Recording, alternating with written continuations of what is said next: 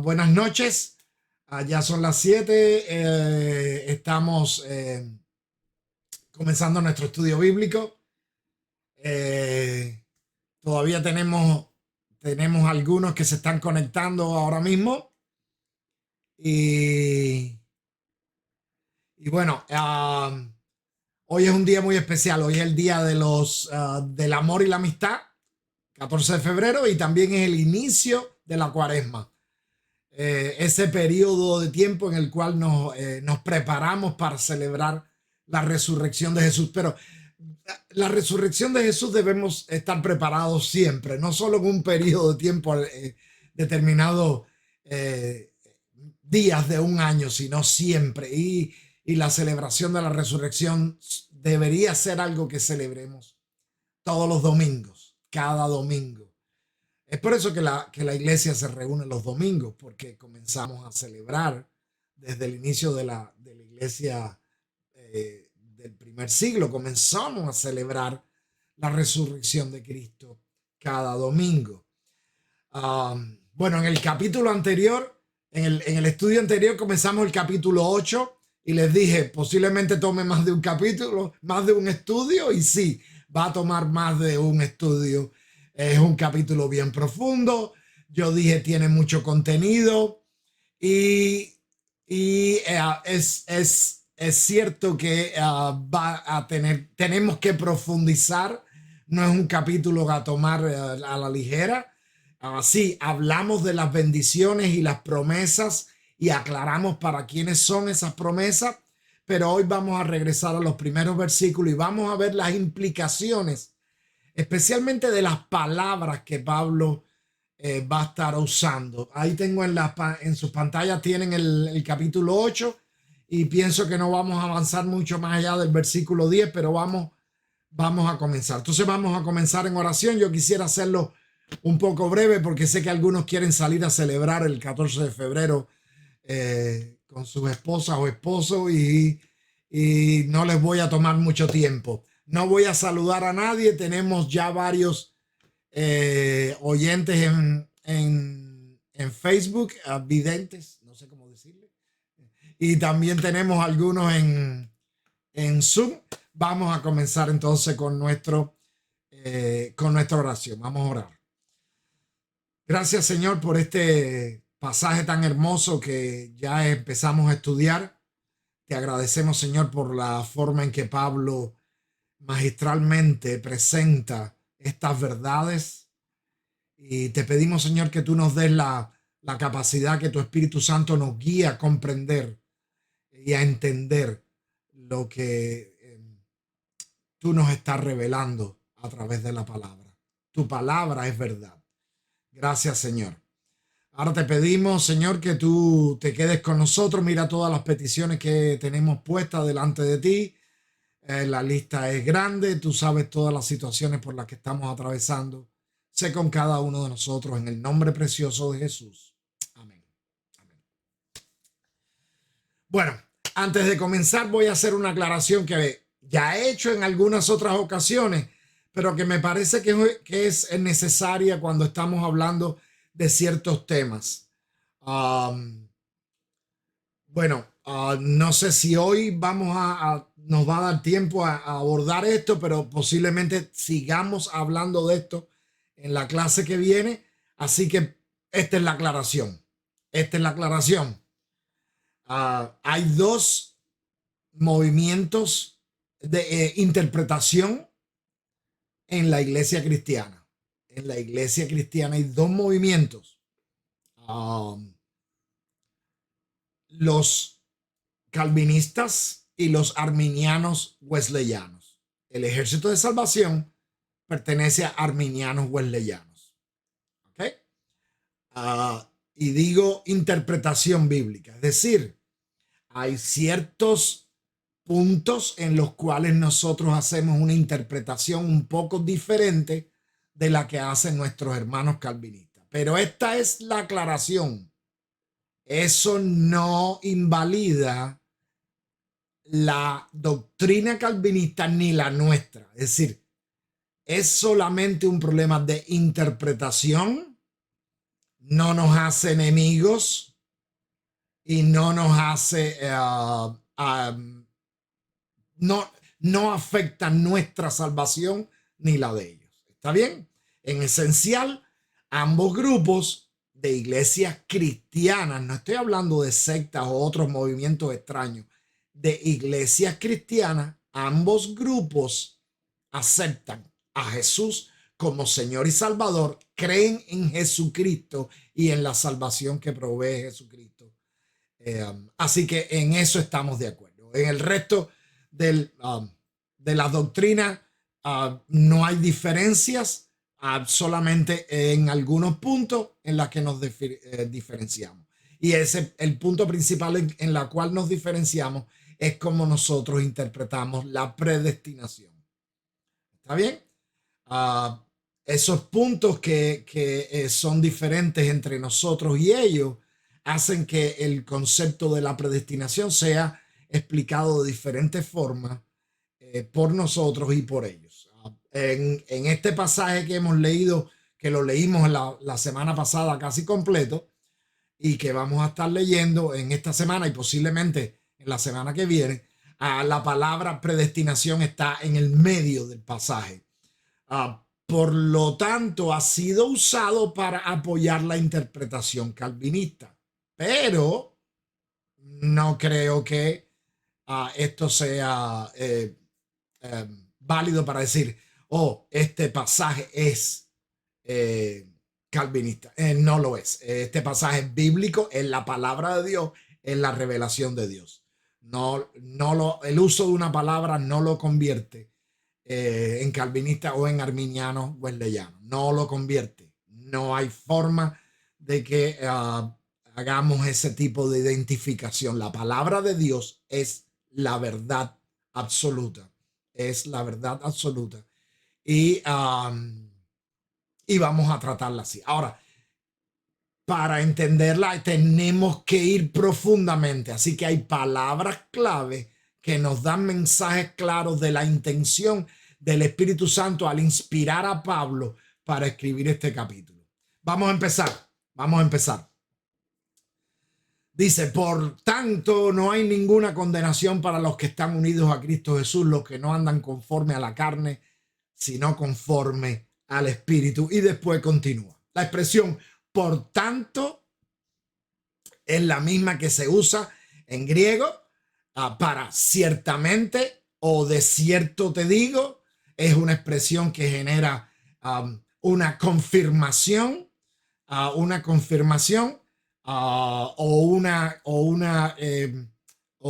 para decirlo de una manera comprensible, lo que dije antes fluye en lo que digo ahora, aunque parezcan que hayan elementos que no son iguales, ¿ok? Así que la palabra ciertamente no genera una contradicción con lo expresado anteriormente, sino que implica un efecto. Es decir, lo que dije antes provoca lo que voy a decir ahora. Y por eso se puede traducir como por tanto. Es decir, nuestras escrituras en castellano dicen por tanto o por lo tanto en algunas versiones, y significa que lo que Pablo estaba hablando anteriormente va a fluir hacia lo que va a hablar ahora. Que estaba hablando, como lo dije en la clase anterior, el final del capítulo 7, versículos 24 y 25, Pablo dice, miserable de mí, ¿quién me librará de este cuerpo de muerte? E inmediatamente da una respuesta implicando quién lo va a librar de este cuerpo de muerte. Dice, doy gracias a Dios por medio de nuestro Señor Jesucristo. Así que yo mismo con la mente sirvo a la ley de Dios, pero con la naturaleza humana sirvo a la ley del pecado. Por lo tanto, y ahí comienza el capítulo 8, por lo tanto, o por tanto. Bueno, ciertamente, realmente, sin ninguna duda, por lo tanto, podríamos decir, traducir también de esa forma. Estos dos pasajes tienen congruencia, no hay una limitación entre ellos, no hay una diferencia entre ellos, no hay una contradicción entre ellos. Es decir, puedo decir, con la mente sirvo a la ley de Dios, pero con la naturaleza humana sirvo a la ley del pecado, pero ciertamente y lo que viene detrás. O también podríamos decir, gracias a Dios por medio de nuestro Señor Jesucristo, quien me libera de este cuerpo de muerte. Por lo tanto, y viene lo que continúa después de por lo tanto. ¿Ok? Así que esa es la primera palabra, que en griego no es la primera palabra. Vamos a ver cuál es la primera palabra en el original griego. En el original griego no hay ninguna duda. Y vamos a verla. Tengo aquí, lo voy a poner en las pantallas de ustedes. Tengo aquí el Nuevo Testamento interlineal, donde aparece el número de Stromer arriba, aparece la palabra en griego, aparece qué tipo de palabra es y aparece la palabra más que más se acerca en español. ¿Está bien? Ahora ustedes pueden ver que la primera palabra es ninguna y la segunda palabra es realmente. Si lo que aparece en nuestros textos como primera palabra es la segunda y lo que aparece como segunda y tercera palabra es la primera. En el griego se le da más importancia a esa ninguna que a decir ciertamente, realmente, sin duda alguna o por lo tanto. Pero eso no cambia el sentido de lo que se dice. Ahora, si nosotros buscamos esta palabra 3762, el número de Strong de ninguna, nosotros vemos que significa, me equivoqué, que significa no hay ninguna, nadie, de ninguna manera, de ninguna forma, todas esas negaciones. Ahora, esa no hay ninguna, nadie, nada, etcétera. En griego es un negativo reforzado o enfatizado. Se usa 37 veces para frases de Jesús. Y en las 37 veces Jesús niega algo enfáticamente. Ahora, nosotros sabemos que el no de Jesús es un verdadero no. Ese no enfático es usado en los evangelios 5 veces por otras personas que no son Jesús. Es decir, en el texto bíblico que nosotros tenemos en los evangelios, los 4 evangelios, 5 veces otras personas, aparte de Jesús, usaron el no. Ese no enfático, ese ninguno, nada, nadie, de ninguna manera, como dirían los americanos, no güey José. Ese no enfático está usado. Pero en ninguna de las veces en que un hombre lo usa, es verdad. Es una exageración, pero no es verdad. Ok, fíjense qué interesante. Por ejemplo, Pedro dice, no te negaré. Ese no te negaré es, no hay forma, de ninguna manera yo te negaré. Sin embargo, Pedro negó a Jesús. Pero Jesús dice, mis palabras no pasarán. Y no han pasado. El mensaje de Jesucristo sigue siendo tan válido hoy como lo era hace 2000 años. Podemos confiar en esos no enfáticos que Jesús dice. Y el Espíritu Santo, inspirando a Pablo, nos dice, no hay ninguna condenación para los que están en Cristo Jesús. No la hay. Es un no enfático. No la hay. Podemos estar seguros que Dios no está mintiendo en esa negación. No la hay. Ahora empezamos con lo mejor. Esto no ha terminado. Va a empezar lo mejor. Recuerden poner un comentario para saber que ustedes estaban con nosotros en vivo. No voy a saludar para no perder tiempo, pero tenemos varios conectados en este momento. Lo mejor empieza es que nuestras traducciones no incluyen ahora. Si lo vemos ahí dice, en ningún lugar dice ahora o hoy o en este momento, no lo dice. Simplemente dice no hay ninguna condenación para los que están unidos a Cristo Jesús. Sin embargo, en el griego dice ahora. Es un adverbio de tiempo y la traducción es ahora, aquí, la presente. es un adverbio de fecha, transición o énfasis. Ahora, ustedes pueden ver que está bien usado en el griego. Es decir, lo que Pablo está diciendo es: ahora no hay condenación. Ahora no hay condenación por lo que ya dijimos antes. No hay condenación en los que están en Cristo Jesús. ¿Ok? Esa palabra se llama nun, nun, nun, y la pronunciación es algo así como, déjame ver si se oye. No lo oí. Se pronuncia algo así como nun y nunt, y significa ahora. Ahora, esto tiene dos implicaciones. Esto tiene dos implicaciones. La primera es lo que antes era, gracias a Jesús, ahora no es. Antes éramos condenables porque estábamos en pecado, pero Jesús nos redimió, nos rescató y nos justificó. Ahora no hay ninguna condenación. Esa es la primera implicación, pero hay otra implicación.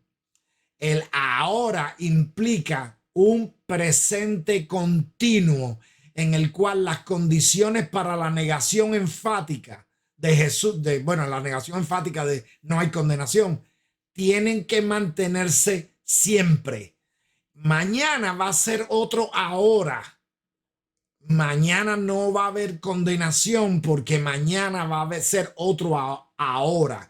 Pero las condiciones de los que están unidos a Cristo Jesús, los que no andan conforme a la carne, sino conforme al Espíritu, tiene que estar presente mañana para que siga siendo presente. ¿Está bien? Nótese que el uso de los verbos siempre está en presente. Los que están, los que no andan, los que no siguen, los que son del Espíritu. ¿Lo ven? ¿Lo ven ahí? Por ejemplo, el versículo 5 dice: porque los que siguen los pasos de la carne fijan su atención en lo que es de la carne, pero los que son del Espíritu la fijan en lo que es del Espíritu. Son verbos en presente, son verbos ahora. No está hablando un presente imperfecto, sino que está hablando un presente real. Los que siguen ahora, los que están haciéndolo ahora, los que lo están haciendo ahora. Ahora, no podemos conformarnos con la primera implicación. No podemos decir: oh, ya no hay condenación, puedo hacer lo que me da la gana, porque eso Pablo lo ha estado negando desde el capítulo 4 o 5, ha estado diciendo: entonces, ¿podemos seguir pecando para que abunde la gracia? Pablo lo ha dicho en varios momentos y la respuesta siempre es no, de ninguna manera. Por lo tanto, no podemos conformarnos con la primera implicación de que no hay condenación, significa que no hay condenación nunca, sino que no hay condenación de una forma de un presente continuo. El versículo no solo dice para los que están en Cristo, sino que añade para los que no andan conforme a la carne, sino conforme al Espíritu. Esa condenación no existe ahora para los que están haciendo las cosas del Espíritu. Hay que entender que ese presente continuo es lo que nosotros entendemos en nuestras doctrinas, especialmente en la doctrina número 9, como continuar. Creemos que el continuar en estado de salvación depende del ejercicio constante de la fe y obediencia a Cristo. Ahora, no hay condenación ahora, porque ahora estoy obedeciendo y estoy confiando en Jesucristo. O mejor dicho, porque estoy confiando y estoy obedeciendo a Jesucristo. ¿Entienden? Es decir, no podemos separar la primera parte del versículo del resto del pasaje. De hecho, no podemos separar todo eso del resto de los versículos hasta el versículo 10. Sería muy inocentemente decir: bueno, Pablo dice, por tanto, no hay ninguna condenación. Y vamos a seguir. Y si el espíritu de aquel que levantó de los muertos No podemos ignorar el resto del versículo 1 y los versículos del 2 al 10. Así que vamos a leerlo cuidadosamente. ¿Está bien? Vamos a leerlo cuidadosamente. El Mayor Prieto dice que su versión sí dice ahora. dice, por tanto no hay ninguna condenación para los que están unidos a Cristo Jesús, los que no andan conforme a la carne, sino conforme al Espíritu, porque la ley del Espíritu de vida en Cristo Jesús me ha librado de la ley del pecado y de la muerte. Me ha librado. Ya yo no estoy bajo la ley del pecado y de la muerte. Me ha librado. Eso no quiere decir que no estemos sujetos a la tentación. Lo que quiere decir es que no estamos sujetos a la esclavitud del pecado. Porque Dios ha hecho lo que para la ley era imposible hacer, debido a que era débil por su naturaleza pecaminosa. Por causa del pecado envió a su Hijo en una condición semejante a la del hombre pecador, y de esa manera condenó al pecado en la carne, para que la justicia de la ley se cumpliera en nosotros, que no seguimos, fíjense de nuevo en presente, que no seguimos los pasos de nuestra carne, sino los del Espíritu, porque los que siguen los pasos de la carne fijan su atención en lo que es de la carne, pero los que son del Espíritu la fijan en lo que es del Espíritu, porque el ocuparse de la carne es muerte, pero el ocuparse del Espíritu es vida y paz. Las intenciones de la carne llevan a la enemistad contra Dios, porque no se sujetan a la ley de Dios, ni tampoco pueden hacerlo. Además, los que viven según la carne no pueden agradar a Dios. Pero ustedes, es decir, ustedes no son iguales que los que están sujetos a la carne. Ustedes no viven según las intenciones de la carne, sino según el Espíritu, si es que el Espíritu de Dios habita en ustedes. Hay una condicional, hay una condición, es decir, si es que esto está pasando, si es que esto ahora mismo es verdad. Pero si Cristo está en ustedes, el cuerpo está en verdad muerto a causa del pecado, pero el Espíritu vive a causa de la justicia, Pablo no puede ignorar el concepto de justicia que ha estado presentando desde el inicio de la carta, porque sería engañarnos a nosotros mismos. Pablo no está predicando un evangelio fácil. No, Pablo está predicando el evangelio real. Sí, es un evangelio en el cual nosotros somos justificados por gracia, por fe. Pero tenemos que andar en el Espíritu para recibir el no enfático que Dios nos tiene preparado. No hay condenación. Ahora no hay condenación para aquellos que andan en el Espíritu. Ahora, ¿qué significa estar en Cristo? ¿Qué significa estar en Cristo? Porque hay algunos que dicen, no, pero lo más importante es para los que están unidos a Cristo Jesús. Eso es lo más importante. Es decir, yo estoy unido a Cristo Jesús, pero soy libre para hacer lo que me dé la gana, pero estoy unido a Cristo Jesús. ¿Qué significa andar en el Espíritu? Volvamos al texto original. Permítanme, por favor, volver al texto original. Yo sé que algunas versiones tienen el ahora y vamos a volver al texto original. El texto original dice, ninguna realmente ahora condenación a los que en ungido Jesús. ¿Cómo está traducido? ¿Cómo está traducido esto? Es decir, para los que están ungidos en Jesús o para los que están ungidos con Jesús o para los que están ungidos junto con Jesús. Bueno, realmente, bueno, tenemos incluso a alguien de la escuela de cadetes escuchándonos. Bienvenida Janet Menéndez. Incluso ungido. Bueno, en Primera de Juan 2:20 dice, pero ustedes tienen la unción del Santo y conocen todas las cosas. Y nos parece un poco extraño porque ¿de qué está hablando Juan? Bueno, en el 27, en el versículo 27 de ese mismo capítulo 2 de Primera de Juan, Juan añade, la unción que ustedes reciben de él permanece en ustedes y no tienen necesidad de que nadie les enseñe, así como la unción misma les enseña todas las cosas y es verdadera y no falsa, permanezcan en él tal y como él les ha enseñado. ¿Qué tipo de unción enseña? Porque lo que nosotros entendemos por unción es el tipo de ceremonia que se hacía en el Antiguo Testamento para dedicar algo al servicio de Dios. Se ungía una copa y esa copa ahora se usaba en el servicio de Dios en el templo y no se podía usar para ninguna otra cosa. ¿Ok? Es decir, no había opción de que se usara para Dios y para otra cosa.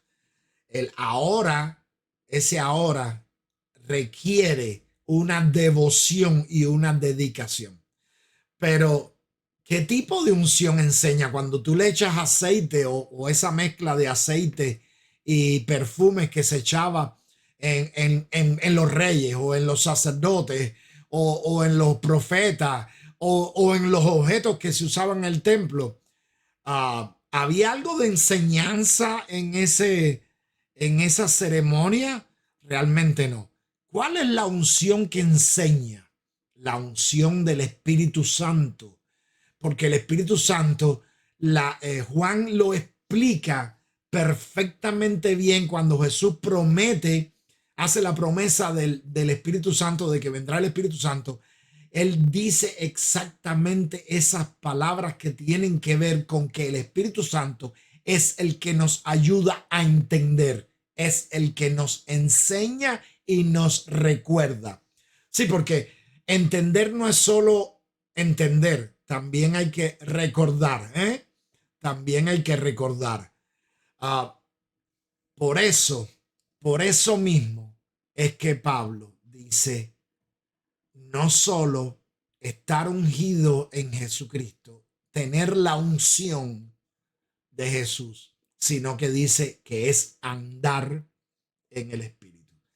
Voy a correr aquí el interlineal que tenía abierto y vamos a ver el versículo 2 que dice porque la ley del Espíritu de la vida en el Jesús ungido te libró desde la ley del pecado y de la muerte. Y el versículo 3 dice, porque la incapacidad de la ley en la cual estaba siendo débil a través de la carne, Dios dio a su Hijo unigénito, lo envió en semejanza de carne, de pecado, y por culpa del pecado, y condenó al pecado en la carne. Y esa es la forma en que nosotros entendemos que el Espíritu, que es importante seguir en el Espíritu, estar en el Espíritu, andar en el Espíritu. Andar no es un verbo pasivo.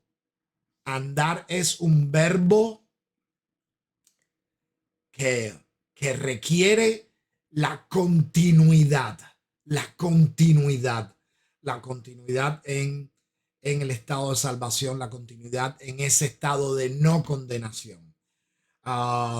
Sí, nosotros creemos porque es un no enfático de Jesús, de Jesús, es un no enfático de Dios. Dios dice no y cuando Él dice no es no y cuando dice sí es sí, no hay condenación.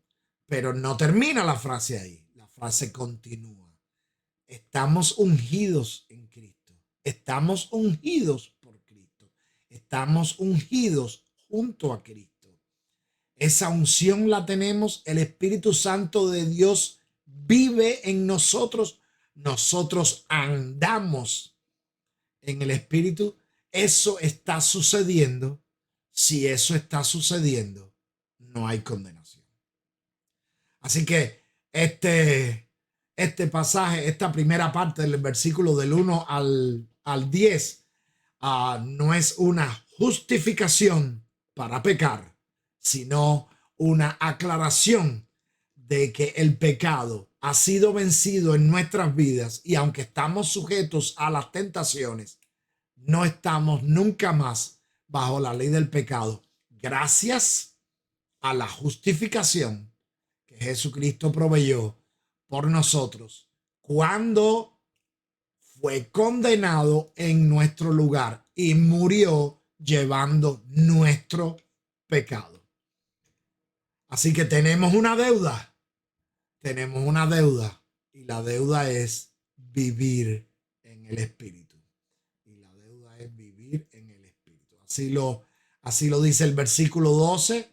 Así que hermanos, tenemos una deuda pendiente, pero no es la de vivir en conformidad con la carne, sino por medio del Espíritu. Amén.